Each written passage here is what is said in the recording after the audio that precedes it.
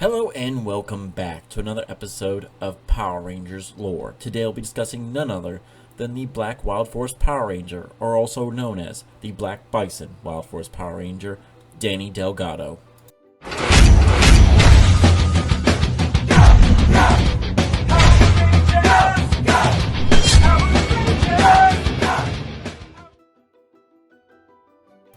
Danny Delgado, the Black Ranger of the Wild Force Power Rangers. He commands the Black Bison Wild Sword, as well as the best friend of other Ranger Max Cooper.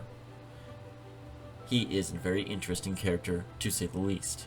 Now, exactly where did Danny come from and how did he become a Power Ranger? Those are very good questions. Now let's go into the reasons why. Now, as to how he became a Power Ranger, it's never really mentioned how. He was the fourth to be recruited, and it was probably by some great act of kindness or act of courage that really triggered his ability to become a Power Ranger, that awoke in the animal spirit of the Black Bison, and it's never really specified exactly how he did it. It just said he was the fourth to be recruited and only served as Ranger 2 months prior to Cole joining the team. Now, he does have a motto that might have built into the fact that he was chosen, was never give up, and he's mentioned several times throughout the series in several different episodes, as well as his best friend Max Cooper repeating it back to him whenever he got down on himself. So this is probably the reason why he was chosen, because he was one to never give up. Now, exactly what was he doing before then? Well, he worked at a flower shop, and he was very passionate about flowers. He knew everything about flowers, the best vases, the best arrangements, all that stuff that was necessary to work in a flower shop. He also worked there because, well, he was in love with another employee there, Kendall. Though he was too shy to actually talk to her and tell her about his love for her, eventually he had to leave when he became a Power Ranger and push back his past life and continue on with the future of defending the world against orcs. That was a great sacrifice he had to do. So, good job on you for never giving up, Danny, because he would press on and see her several different times throughout the series and feel nothing but love for her. So much love, though, that he would be so clumsy and knock things over and act like a fool and always be too shy to actually state his feelings. Which was an ironic twist for him because he was also one of the strongest physically of all the Wild Force Power Rangers. Not just with Power Ranger infused strength, but just physically, he was ripped, guys. If you saw him, he was the biggest guy there. However, deep inside himself, he was a very peaceful, sweet, and loving person. He slept with a teddy bear, guys. He also had these childlike quirks that made him match so well with Max that they were basically two peas in a pod having the best of times. Like, one would read the other one's mind pretty easily on what they wanted to do next, which is mainly hijinks and just pranks and the like, as well as buying the most dumbest things as us kids would love to do. Now, he had to give up on Kendall, but eventually she would find out that he was the Black Bison Power Ranger, but decided to focus on his mission rather than put her in harm's way. He turned her down to be, well, together with her, basically telling her, after this is done, we can think about it, but right now, I don't want to get you hurt in the crossfire against the forces of darkness. Now, that's pretty impressive. Another thing about Danny is that he felt very protective of Max. Like, he was always stated that he was like an older brother and kind of acted like that ways. But when it came down to it, he always felt really responsible for him. Like, when Max got in trouble or was too fearful and believed that he saw a ghost or some sort, it was Danny who felt the most responsible and felt like he should have been there because he was distracted doing something else. So that is just how caring of a person he could be, and had no problem seeing how caring he would be to become a Power Ranger. He probably saw someone else in trouble and decided to step in, even though then he had no power to do so, to help anybody. Another little known fact about him is that originally Cole was the only one thought to be able to communicate and understand with the Wild Zords.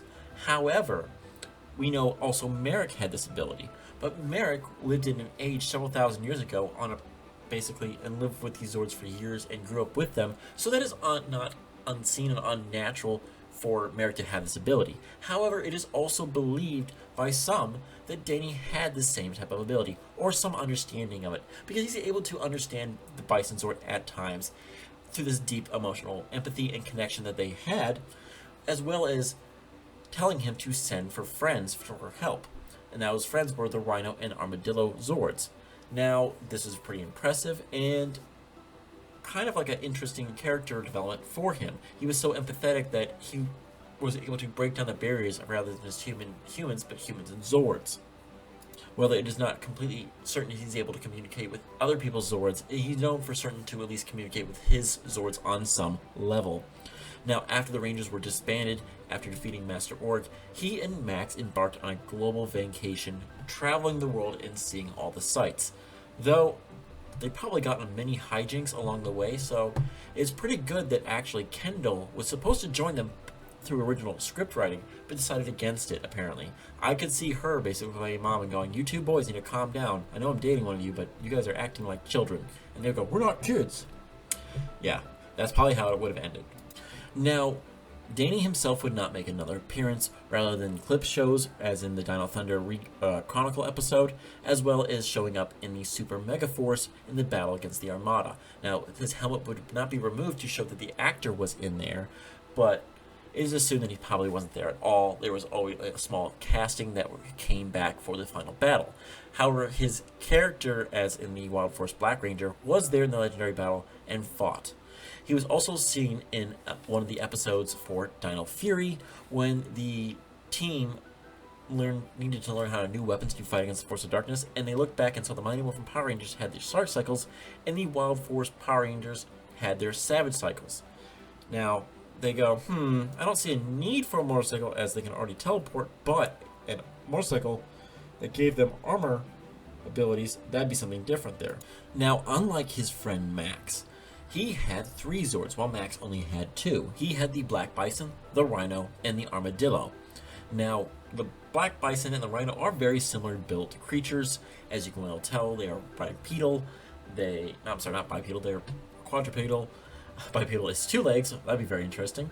But they are basically the same kind of build, so it wasn't too much of a growth spurt there. However, I don't know what I just said there. However, the Armadillo was very interesting in itself, and they can be classified as the Striker Wild Zords. Now, these two would combine and make up the Isis Megazord with the hips and legs, as well as a basically ball-like, yo-yo-like thing, as well as also being used as a bowling ball to defeat, well, an org named Bowling Org.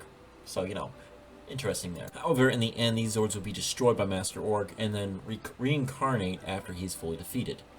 Now, the list of arsenals that the Rangers would have would include the growl phone that all 5 or 6 Rangers would actually have.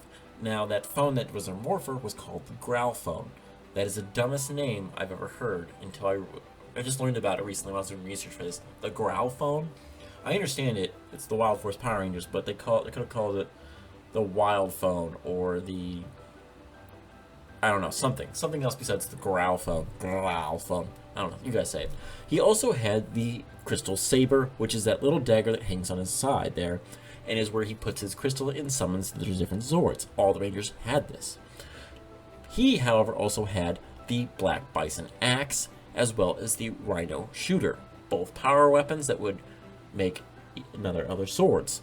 One would be the Black Power Axe, which would lead into making the Jungle Sword, and then the Jungle Blaster with the Rhino Shooter. He would actually also have his own Savage Cycle, as all the other Rangers did, which was basically straight Bison themed. That is Danny Delgado, the Wild Force Black Bison Ranger. Now, I hope you guys enjoyed this video. If you have any comments that you want to put down below, feel free. Ask me any questions you want. I will be seeing, again, Jack Guzman, the actor who plays Danny Delgado, in November at the Ranger Stop convention, so I hope you guys go and check that out. I will be there personally. I already got a signature from another convention I went to, but I plan to see the rest of the team that are showing up for there, as well as the main villain, Master Org. Hope you guys have a good one, and the power protect you always.